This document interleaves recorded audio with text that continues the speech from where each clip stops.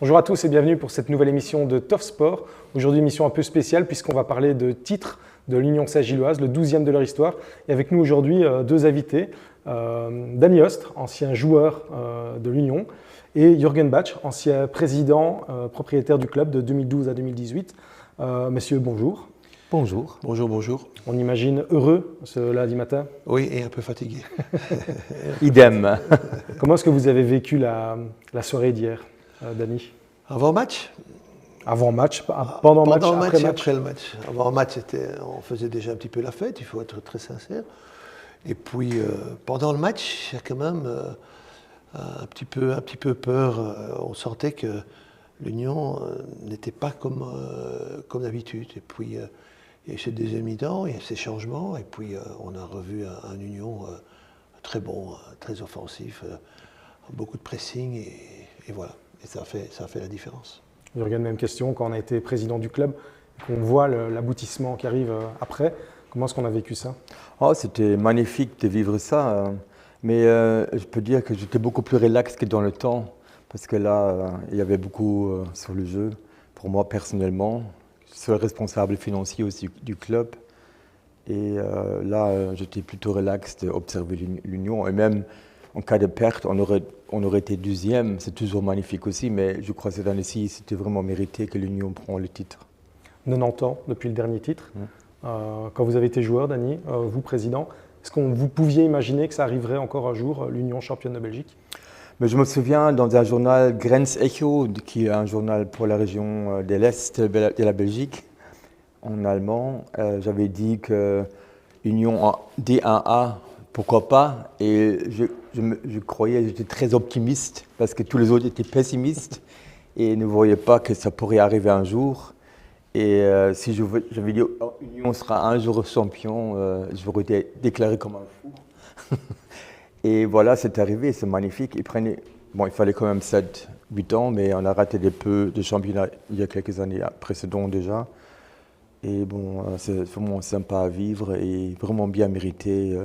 Et surtout pour les supporters qui étaient fidèles, ils étaient toujours là, même si on perdait des matchs. Je me souviens un 3-3 contre Verviers, Sadin avait lancé les gants dans les coins parce que Alain Van den Borg, qui était président à ce moment-là, il était furieux et moi aussi de la façon dont l'équipe jouait. Et bon, c'est des souvenirs sur un niveau beaucoup plus bas qu'aujourd'hui, quoi. Et maintenant, surtout, j'apprécie beaucoup qu'on puisse jouer dans la Champions League. Imaginez jouer contre Real Madrid ou Bayern de Munich ou top équipe. Et puis qu'on a joué contre des équipes comme ça, c'est c'est le top. Et en plus, j'ai entendu que Mitoma pourrait aller à Bayern de Munich, qui a quand même joué aussi un peu avec l'Union, qui se trouve à Brighton actuellement. Donc Vincent Kompany voudrait le prendre au Bayern. Donc c'est incroyable ce qui arrive à Saint-Gilles. Hein. Donc c'est chouette à vivre. Danny, vous avez joué au club quand il était en Division 4, Division 3? Division 3. On a commencé. Non, mon premier match était en Division 2, encore avec Paul Philippe, président de la Fédération luxembourgeoise, avec Eddie De Boll encore. Et puis c'était en 78, c'était mon premier match. Voilà, et puis de là que l'Union soit champion. C'est vrai qu'il y a quand même déjà 2-3 ans, presque 4 ans, qu'on aurait pu croire qu'ils auraient pu être très champions, mais moi je mets l'exergue sur la politique de transfert, la politique de tout ce qu'ils font, les 4 fois presque champions, 4 fois avec un nouvel entraîneur. Il y a quand même des questions à se poser au niveau de la direction. Chapeau. Qu'est-ce qu'il y a cette année, qu'est-ce qui a fait la différence par rapport aux 3 précédentes années où l'Union n'est jamais passée très loin mais n'y est pas parvenue? Cette année, c'était la bonne? C'était la bonne, mais il y avait... c'est pas la meilleure équipe, ça, je ne suis pas le seul à le dire par rapport aux années précédentes. J'estime que ce n'était pas la meilleure, surtout d'un point de vue offensif, mais il y a aussi la maturité. Il y avait beaucoup plus de maturité dans le chef de pas mal de joueurs, dans le chef de Maurice, dans le chef de Burgos. Je trouve que c'était pas mal. Et puis, le groupe, très très soudé. On a vu ce que Pocognoli a réalisé. Je trouve qu'il y avait beaucoup de sagesse, beaucoup de calme dans toutes circonstances. Au début du championnat, ça n'a pas été bon. Il a été critiqué, mais il est déjà critiqué au départ parce que tiens, il n'a pas l'expérience, il n'a pas encore entraîné là, et puis il avait 6-7 nouveaux joueurs, et puis ça n'a pas très très bien fonctionné, mais j'estime qu'il a fait ça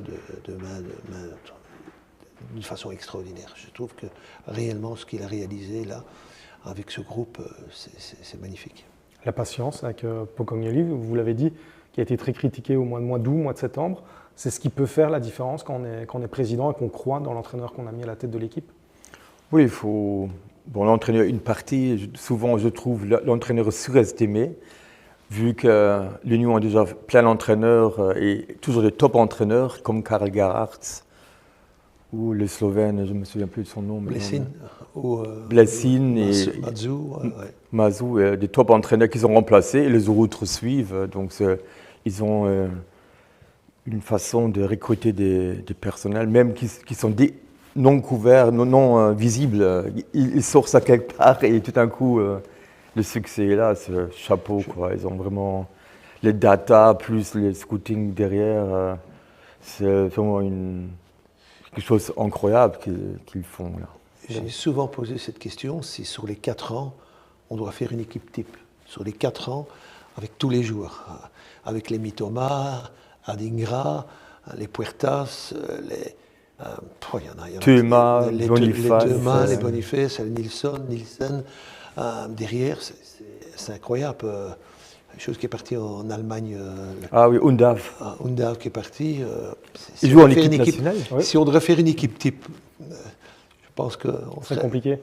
On pourrait en faire 2, 3, 4. Exactement, parce qu'on discute avec les amis, dire tiens, qui tu mettrais là, qui tu mettrais là, qui tu mettrais là. On a un peu des avis différents, mais c'est incroyable. Parce que ce titre de l'Union, finalement, c'est la réussite d'un modèle de gestion de club, gestion d'équipe, de transfert. Moi, j'estime que l'Union Saint-Gilloise, à l'heure actuelle, est un exemple. Un exemple de recrutement, un exemple... Mais comme je disais, il y a une petite demi-heure ici, je disais que c'est aussi le centre d'entraînement. Il se passe des choses dans ce centre d'entraînement, c'est vraiment adapté pour mettre tout le monde à l'aise. C'est assez exceptionnel de ce qu'ils font. Parce que, j'en parlais, il y a certains joueurs comme Castromontes qui n'ont pas réussi à Gand, ils réussissent à l'Union. Vanot, qui ne réussit pas à Sadiki aussi. Et qui réussit. Et il n'y a pas que, il y a beaucoup d'autres joueurs. Il y a l'Union réussit. C'est qu'il y a un ensemble de choses, un gros travail qui est fait de l'extérieur. Est-ce qu'on peut dire d'une certaine manière que vous avez été le premier à relancer l'Union, faire sur la voie du succès? Ça oui, ça je dois confirmer. Il y a 15 ans, l'Union était un club qui végétait dans les divisions inférieures et on ne les voyait pas remonter. Puis vous êtes arrivé et une professionnalisation qui s'est enclenchée, qui a continué par la suite. Aussi, grâce à Guy Brison, qui connaissait le football depuis très longtemps, il avait l'Union dans le cœur. Malheureusement, il est décédé l'année passée. Il a aidé beaucoup. On avait une toute petite équipe. On faisait notre mieux. Et il était vraiment temps aussi à donner le flambeau aux Anglais, parce que jamais on n'aurait été capable de faire ça. Mais il faut savoir aussi que les risques que les Anglais ont pris sont énormes. Ils ont perdu jusqu'à il y a encore un an 33 millions d'euros. Il faut les avoir pour les perdre. Et donc là, les Anglais ont montré beaucoup de patience. Et aussi avec les problèmes de stade quand même, je veux dire, à un moment ou l'autre, il dit voilà, soit le stade sera construit, soit pour nous, c'est pas intéressant. Ils ont resté patients et ça va se payer. Et déjà avec les Chaumilas, ça se paye. Et avec le nouveau stade, ça sera encore mieux. Et alors, à ce moment-là, une fois le stade est investi et construit, à ce moment-là, on ne doit plus craindre non plus leur départ, parce que ça sera dramatique pour l'Union s'ils partent. Et là, il y aura quelque chose de long terme et quelque chose de super positif pour Saint-Gilles, Bruxelles et Forêt. Jürgen, il y a aussi une personne importante, ton époque était là, c'est M. Emals, qui a aussi été important dans le conseil d'administration chez vous. C'est vraiment une personne qui a aussi beaucoup aidé l'Union Saint-Gilloise.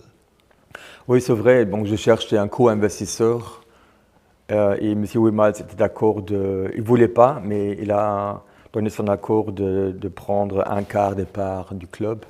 qui m'a aidé beaucoup moralement de continuer parce que j'étais assez seul. Il y a eu des moments de découragement? Oui, quand même. Hein. Je veux dire, c'était... À un moment ou l'autre, il fallait mettre 200 000 euros. J'ai demandé autour des administrateurs. Il n'y a personne qui ne voulait même pas 10 euros symboliques. Personne ne voulait donner quelque chose. Mais là, je n'étais vraiment pas bien à ce moment-là. C'était trop de responsabilité pour moi, financièrement, quoi. Mais bon, j'ai dû quand même le mettre et heureusement, ça s'est bien terminé. Je reviens sur cette saison. C'est une saison de patron, finalement, à Lyon. Quand on voit les playoffs qui font 28 points sur 30, personne n'avait jamais fait ça. Et je crois que personne s'attendait à ce que l'Union fasse de tels playoffs. Non, c'est incroyable aussi. Je dis souvent le mot incroyable parce qu'il n'y a pratiquement pas d'autre mot.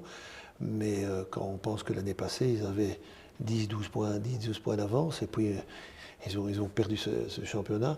Mais là, on n'avait pas compris non plus parce qu'au niveau Union, c'est un club très gentil, même au niveau administratif au-dessus.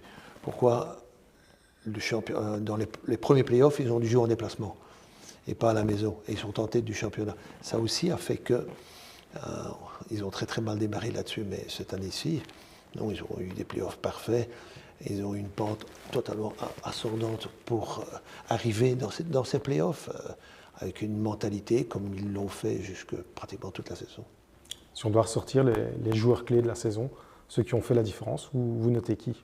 Moi, j'estime que c'est vraiment une équipe, quoi. Il y a, bon, quand on regarde le gardien, Maurice, il est solide et la défense, les joueurs de remplacement sont tous au même niveau que l'équipe principale. C'est ce que je trouve une force. On ne sort pas 11 forts pour mettre un faible. Ils sont tous à un niveau top. Et c'est l'équipe, logiquement, l'attaquant David, très très fort. Mais je trouve qu'il y a un équilibre. Même Burgess marque des buts. C'est difficile. C'est difficile de dire un joueur. Parce que pour moi, c'est un groupe. C'est ce groupe. Parce qu'on peut dire, je peux dire notre McAllister aussi. Tu as Kaliali, tu as Van Hout, tu as un gars qui est au milieu du jeu, là, tu as Sadiki, qui est aussi.